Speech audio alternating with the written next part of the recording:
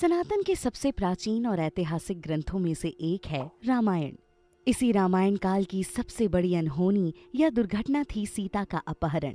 इस घटना के फलस्वरूप ही राम और रावण के बीच युद्ध हुआ। दूर दक्षिण दिशा तक प्रभु राम ने अपने चरणों की छाप छोड़ी।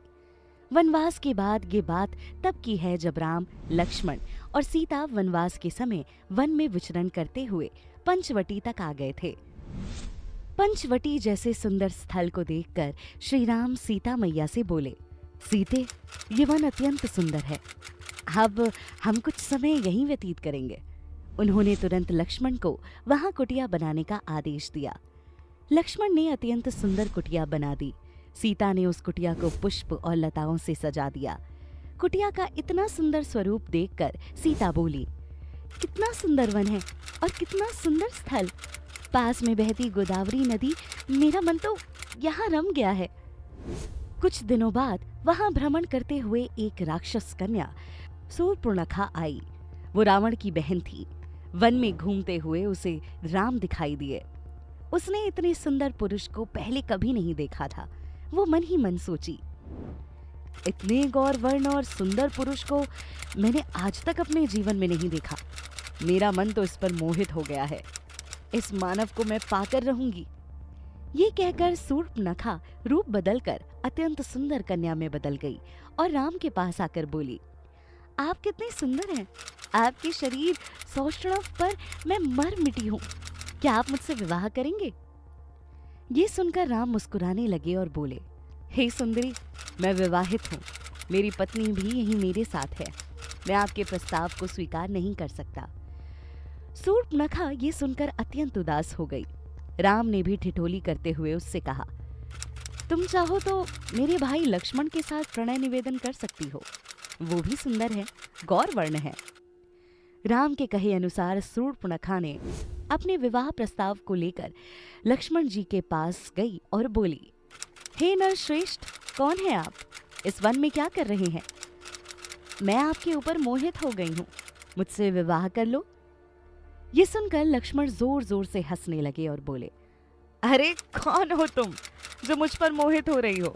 मैं तो विवाहित हूँ। मैं यहाँ बस अपने भैया और भाभी की सेवा करने के लिए आया हूँ। अतः मैं उनका दास हूँ। तुम भी चाहो तो उनकी दासी बन जाओ। शूर्पणखा ने इसको अपना अपमान माना। वो तुरंत अपने असली राक्षसी रूप में आकर बोली, मैं असुरराज रावण की बहन हूँ, राक्षस कुल से।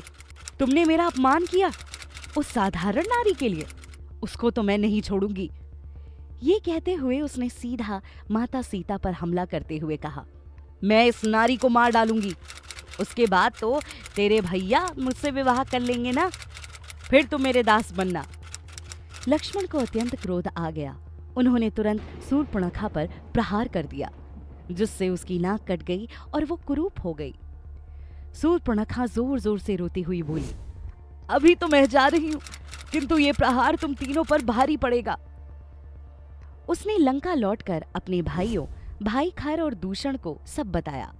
दोनों भाई लड़ने लगे, किंतु राम के द्वारा युद्ध में वो भी मारे गए, जिससे और अधिक अपमानित होने की वजह से शूर्पणखा अपने भाई रावण के पास गई। उसे देखकर रावण बोला, ये क्या हुआ बहन, तुम्हारी नाक किसने काटी? रो रोकर शूर्पणखा ने सब कुछ बताया। सीता की सुंदरता का बखान भी किया। सीता की सुंदरता का बखान सुनकर रावण सीता की तरफ अधिक मोहित होकर बोला, कौन है ये सुंदर नारी? मुझे इसको हरना होगा। मुझे छल से उसको यहाँ लाना होगा। इसके बाद रावण सीधा अपने मामा मारीच के पास गए और उसको सब कुछ बताया। मारीच के पास रूप बदलने की अद्भुत शक्तियां थीं, इसलिए रावण उसको इस कार्य में साथ ले जाना चाहते थे। वैसे तो मारीच सब कुछ छोड़ चुके थे, लेकिन उन्होंने मन ही मन सोचा, यदि मैं रावण का साथ ना दूं तो ये मुझे मार देगा। यदि साथ दे दूं तो कम से कम राम के हाथों मेरा उद्धार होगा। ये सोचते हुए उन्होंने रावण का साथ देने का वचन दे दिया। मारीच एक स्वर्ण मृग बनकर सीता को ललायत करने निकल पड़े थे। सीता उस मृग को देखकर चकित रह गई। वो श्री राम से बोलती है, स्वामी देखो वो स्वर्ण मृग, आप मुझे वो मृग लाकर देंगे ना? राम सीता के इस आग्रह को टाल नहीं पाते। वे लक्ष्मण को दिशा निर्देश देते हैं। लक्ष्मण, मैं जब तक नहीं आऊं तुम यहीं रहना, अपनी भाभी की रक्षा करना। राम तीर कमान लेकर मृग के पीछे निकल जाते हैं, किंतु बहुत अधिक समय व्यतीत हो जाता है, जिससे सीता व्याकुल होकर लक्ष्मण से कहती है, लक्ष्मण, आपके भैया ना जाने कहाँ रह गए, मेरा मन व्याकुल हो रहा है। वो मृग भी स्वर्ण से बना था, ना जाने कैसी माया है ये सब। लक्ष्मण उनको आश्वस्त करते हुए कहते हैं, आप व्यर्थ के विचारों में ना उलझे भाभी, भैया को कोई छू भी नहीं सकता। किंतु अचानक से राम के चीखने की आवाज आती है, जिसे सुनकर दोनों चौंक जाते हैं। असल में स्वर्ण मृग का पीछा करते हुए राम काफी दूर चले गए थे। उन्होंने अपने धनुष को जैसे ही तीर से छोड़ा, वो मारीच को लगा।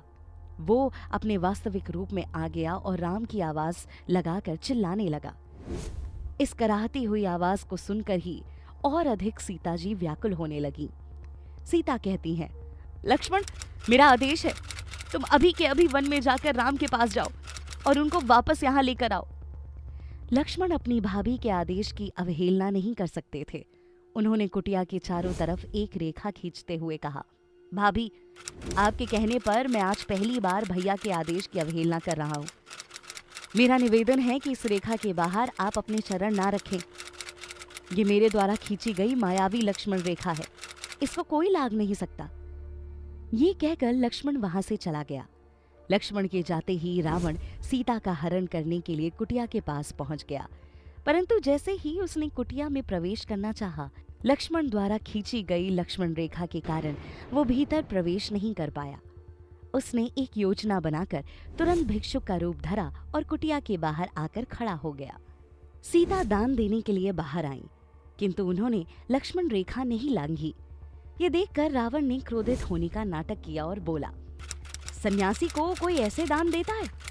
आप इस पंक्ति को लांघकर बंधन मुक्त होकर यदि दान कर सकती हैं तो करें, अन्यथा मैं भूखा प्यासा लौट जाऊंगा। सीता कहती हैं, मैं ये रेखा नहीं लांघ सकती, ऐसा मुझे आदेश है, आप यहीं से भिक्षा ग्रहण करें। रावण क्रोधित होकर कहता है, मुझे मूर्ख ना बनाओ, मैं भूखे पेट लौट जाऊंगा। सीता सोच में पड़ जाती हैं और जैसे ही माता सीता लक्ष्मण रेखा से बाहर आई, रावण तुरंत असली रूप में आ गया और उसने माता सीता का अपहरण करके पुष्पक विमान में बैठ गया और रावण का पुष्पक विमान तुरंत आकाश में उड़ गया और लंका की ओर प्रस्थान कर गया। इस तरह से माता सीता का अपहरण हुआ। सीता पूरे रास्ते तेज आवाज में बोलती रही, राम, मेरे राम, कहाँ हैं आप? और स्वयं के द्वारा पहने हुए आभूषण धरती की ओर फेंकना प्रारंभ कर दिए, जिससे प्रभु श्री राम को उन तक पहुंचने का मार्ग पता चल सके। इस तरह से सीता मैया का अपहरण हुआ, जो आगे जाकर रामायण की लड़ाई का मुख्य कारण बना। इस तरह से लंकापति रावण ने सीता माता का अपहरण किया।